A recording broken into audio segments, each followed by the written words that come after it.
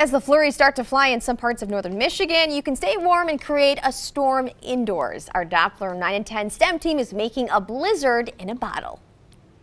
Welcome back to Doppler 9 and 10 STEM. Today we're talking about snow. Yes, I know we finally are getting into the winter season and we're talking snow. And not just squalls, but even snowstorms and blizzards. And today we're gonna make a blizzard in a bottle.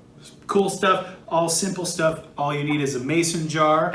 We've got baby oil, white paint to make the snow-like color, of course glitter to make everything more exciting, and then Alka-Seltzer, which really does the magic. So how you do this, you start off with a baby oil. So now we're gonna take the white paint, pour that into the mason jar. We're gonna do 1/4 of a cup, or that's half of this container.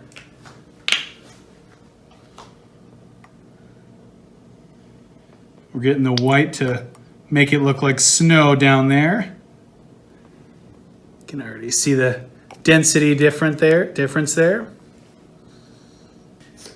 Now comes the fun part with the glitter. I'm gonna use white, silver, and blue just to make it look more colorful and snow-like.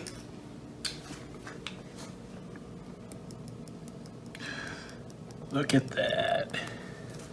Now we begin the fun part. Now we're gonna put the Alka-Seltzer in the baby oil and make the reaction happen to make it look like it's snowing.